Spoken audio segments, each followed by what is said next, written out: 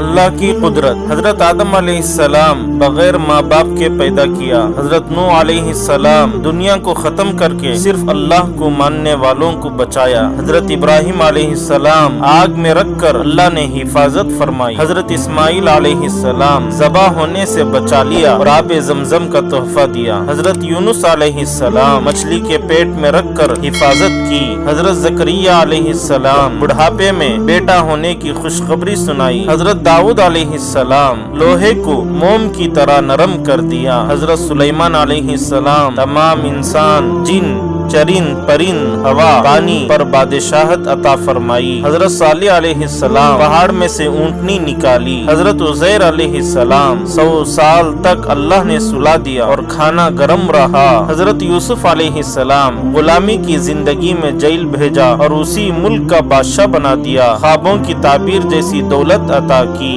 اللہ اللہ اللہ اللہ اللہ اللہ